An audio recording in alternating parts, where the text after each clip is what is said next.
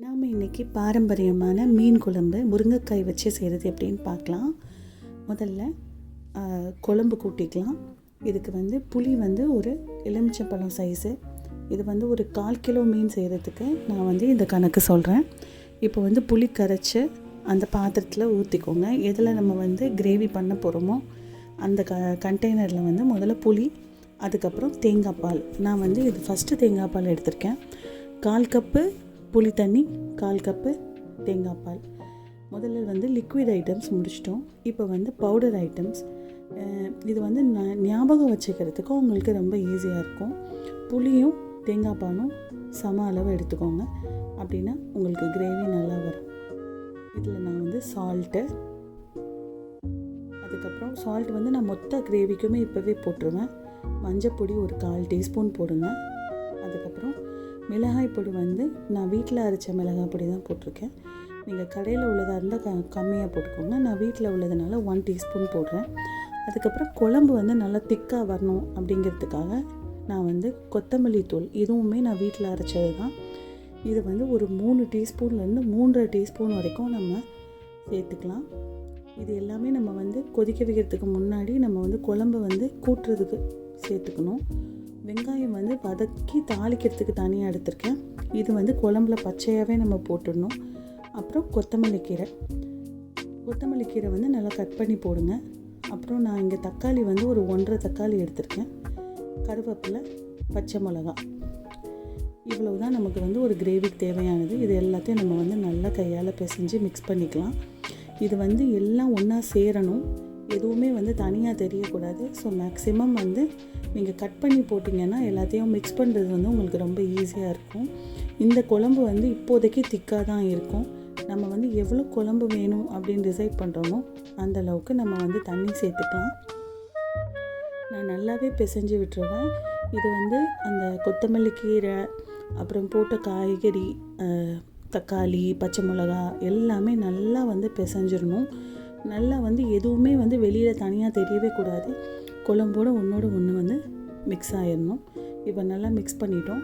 இதில் தேவையான தண்ணீர் சேர்த்துக்கலாம். நான் 1 டம்ளர் தண்ணி சேர்க்குறேன். உங்களுக்கு குழம்பு தண்ணியாக வேணுமா கெட்டியாக வேணுமா நீங்கள் தான் டிசைட் பண்ணணும். இப்போ இது நம்ம வைக்கும்போதும் மீன் போடுற வரைக்கும் கூட நமக்கு தண்ணி கொஞ்சம் வற்றும். ஸோ மீன் வேகிறதுக்குள்ள தண்ணியும் சேர்த்து நம்ம ரெடி பண்ணி வச்சிடலாம். இப்போ எந்த பேனில் நம்ம கிரேவி பண்ண போகிறோமோ அந்த சட்டியை வச்சு, நான் நல்லெண்ணெய் தான் எப்போவுமே யூஸ் பண்ணுவேன் இந்த மாதிரி மீன் ப்ராடக்ட்டுக்கெல்லாம். ஸோ எண்ணெய் நல்லா சூடானதுக்கப்புறம் வெங்காயம் பாதி நம்ம குழம்புல சேர்த்துருக்கோம். மீதி வெங்காயத்தை இதில் போடணும். கோல்டன் கலர் ஆக தேவையில்லை. நான் தாளிப்பு ஏற்கனவே முதல்ல எடுத்து வச்சுருக்கேன். அதனால் இது குழம்புக்குள்ள வெங்காயம் தான். அதனால் அது கலர் மாறுற வரைக்கும் போட்டுட்டு இதில் நம்ம இப்போ முருங்கைக்காய் போட்டு நம்ம மீன் குழம்பு வைக்க போகிறோம். இப்போ இந்த முருங்கைக்காய் போடுற ஸ்டேஜில் சில பேருக்கு மாங்காய் போட்டால் பிடிக்கும். ஸோ மாங்காய் போடுறவங்க நம்ம முருங்கைக்காய்க்கு பதிலாக மாங்காய் சேர்த்துக்கலாம். ஆனால் முருங்கைக்காய் வேகிறதுக்கு டைம் ஆகும். மாங்காய் சட்டுன்னு வெந்துடும். அதனால் முருங்கைக்காய் வேகிற வரைக்கும் அந்த எண்ணெயில் போட்டு கொஞ்சம் ஃப்ரை பண்ணணும். ஏன்னா புளி தண்ணி ஊற்றிட்டோன்னா காய் விரைச்சிரும், வேகாது. அதனால் கொஞ்சம் அந்த எண்ணெயிலேயே முருங்கைக்காய் கொஞ்சம் நல்லா வேகட்டும். ஒரு 2 மினிட்ஸ் போதும். மூடி போட்டுட்டு திறந்தோன்னா நமக்கு கரெக்டாக இருக்கும். முருங்கைக்காய் கலர் சேஞ்ச் ஆகிடுச்சு.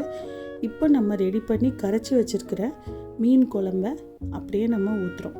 எப்போவுமே மீன் குழம்பு ஊற்றினோடனே என்ன பண்ணணும்னா சீக்கிரம் நம்ம மூடிடணும். ஏன்னா அந்த வாசனை வெளியில் போச்சுன்னா ஒரு மாதிரி நமக்கு ரா ஸ்மெல் வந்துடும். அதனால் உடனே நம்ம ஒரு கொதி வர்றதுக்கு முன்னாடியே நான் மூடி போடுறேன். மூடி போட்டுட்டு நடுவில் திறக்கவே கூடாது. அதுதான் சீக்ரெட்டு. ஒரு 7 மினிட்ஸ்க்கு அப்புறம் பபுள்ஸ் நல்லா வந்ததுக்கப்புறம் தான் நம்ம திறக்கணும். நான் ஒரு 1/4 கிலோ மீன் தான் இப்போ எடுத்திருக்கேன். இது நான் இன்றைக்கி யூஸ் பண்ணுறது விலை மீன். இந்த மீன் நான் ரொம்ப நல்லாயிருக்கும். அந்த மீன் தான் நான் இப்போ யூஸ் பண்ணுறேன். விலை மீன் போட்டுட்டு நல்லா ஒரு கொதி வர்ற வரைக்கும் திரும்ப நம்ம மூடிடணும். அப்போ நமக்கு குழம்போட திக்னஸும் மீன் வெந்திருக்கும். அதே நேரத்தில் முருங்கைக்காயும் மிச்சம் வெந்துடும். கரெக்டாக ஒரு 3 to 4 மினிட்ஸ் ரெடி ஆயிடுச்சு.